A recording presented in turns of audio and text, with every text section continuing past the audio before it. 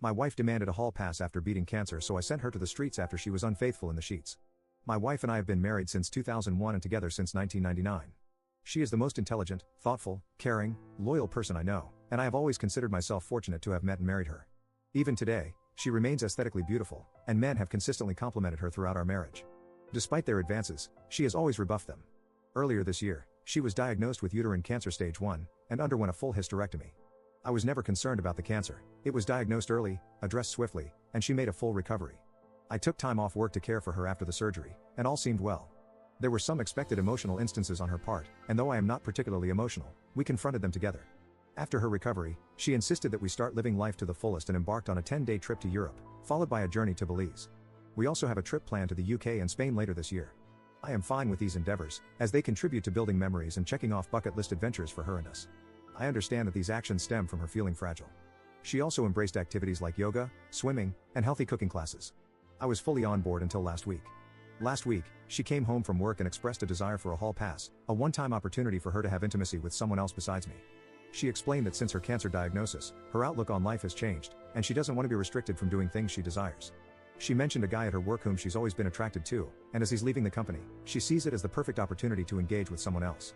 She asserted that I could say no, but doing so would result in her being mad and disappointed at me for an indeterminate amount of time and would confirm my male toxicity and insecurity. I don't consider myself toxic, and if not wanting my wife of 20+ years to have intimacy with someone else is considered insecure, then I guess I am insecure. I expressed appreciation for her openness but clarified that approval via coercion is not true approval. I also conveyed my disapproval of her language in describing my yet unknown reaction to this significant issue that could impact the rest of our marriage and life. The next morning, she apologized for putting such a weighty decision solely on my shoulders. To help, she decided to take the decision away from me. She booked a hotel near where her coworkers are having a farewell party for this guy and planned to spend the night there with him, hoping I would still be here when she returned. She assured me that she would answer any questions I have about the night afterward but not before.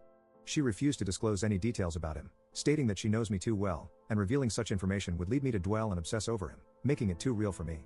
Her perspective is that the less I know, the better, which contradicts her offer to tell me anything I want to know after it happens.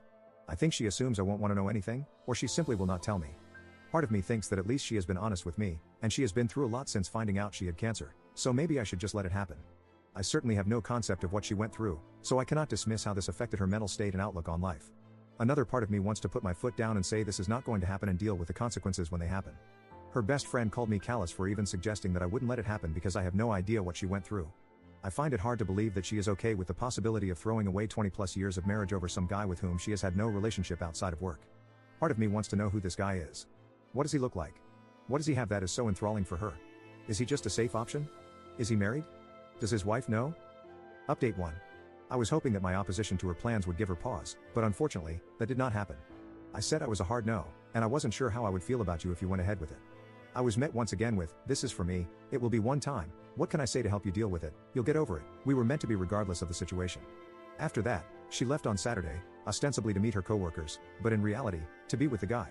I asked her to text me when she was leaving for the bar, and when she did, I asked her if she was really going to go through with this. After her response, "I am not answering any more questions tonight, I will see you tomorrow," I blocked her. Then I did something either stupid or brilliant. I went to the bar where the get-together was happening. Well, not the bar but a transit bench across the street. I waited for a long time. It was running through my mind leading up to this event that I needed to know who this guy was, maybe to compare myself against him, to see what he had that I didn't. It was driving me crazy not knowing who he was and what was so special about him that she would ruin a marriage for. After what seemed like an eternity, a woman that I recognized from my wife's office left the bar and got in a cab. Soon, other people started filing out, and the entire group came out. People were hugging a man and shaking his hand. I assumed that I had my guy. I didn't see my wife and had a brief thought that maybe she called it all off. I unblocked her, and there were no messages. Everyone said their goodbyes and left. The guy was just standing outside for a couple minutes, and then my wife came out. She looked around, took his hand, and started walking away together. Of all the emotions I went through, trepidation, sadness, anger, it was disgust that really encapsulated the event for me. This guy was short, fat, and bald, all the things I cannot compete with. Ultimately, I felt like a pervert for watching from a distance. I followed until they got to the hotel, and then turned around and went home. I woke up on Sunday morning and put a lock on the master bedroom door. I moved her things to the spare room and left a note asking her to find other accommodations as quickly as possible. I visited another friend who is a lawyer, and he gave me some great advice and a couple of recommendations for divorce attorneys. When I got home, and as per my friend's advice, I recorded the interaction. I was halfway up the stairs when she came up from the family room asking what was going on. "Could we talk? I thought we talked about this?" I just answered with, I am not interested in discussing this tonight, and went to bed. After not getting a response from me through the door, she left me alone. I feel kind of like a child for not talking with her and shutting the door on her, but I just couldn't look at her. On Monday, I got up and got ready for work. She was waiting for me and asked if we could discuss getting back to normal. I said, you have been doing all the talking for the both of us for the last week, why don't you continue? And left for work. Update 2. My lawyer wasn't available for a few days, so I was faced with the reality of having to live with my wife in the interim. I really didn't want to go home and have any discussion, let alone a discussion about our relationship. When I did get home, I was basically ambushed by her friends and my mother-in-law. Instead of taking the remorseful approach, they decided that a full court press was what the situation warranted, and I was basically berated by them. Her best friend was definitely the ringleader, but all of them decided to say such things as, she's been through a lot, you don't know what she's been through, you have no idea what it is like to face something like this was a one-time thing, at least she told you she could have hidden it from you, she will never see the guy again, and my favorite, you are a monster for what you have been putting her through these last couple of days. I listened with a cold look on my face, and when there was a pause in their fury, I asked if they were all done now. Then I asked my wife if there was anyone in her circle of friends or anyone else that she forgot to tell about this. I quietly informed all of them that I was going to sit down with their husbands and tell them about how they were verbally abusing me, shaming me, and trying to coerce me into staying with a cheater. After I told them to leave, I said that I had no say in the entire event, and so they have no say in whether I stay or not. My soon-to-be ex-wife sort of apologized. She said that she regretted the entire thing. I said there is a difference between regret and remorse. You regret what happened because of the cause and effect.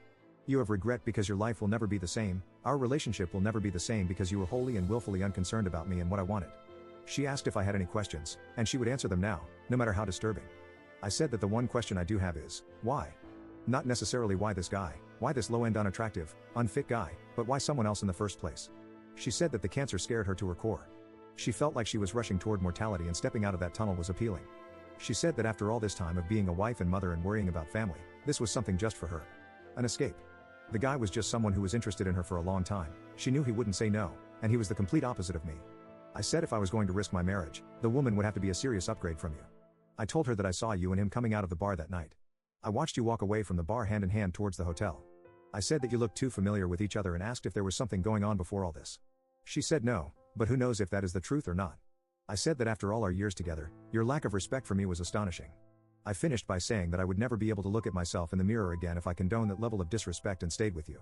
I said I hope we can go our separate ways amicably, and that I have an appointment with a lawyer later in the week. I again asked her to find some other accommodations, and she simply said, I am not going anywhere. We are not getting a divorce. I will give you all the time you need and do whatever you need to recover from this. We will get past this. She has asked me to go to marriage counseling, which I refused. Why would I go to counseling?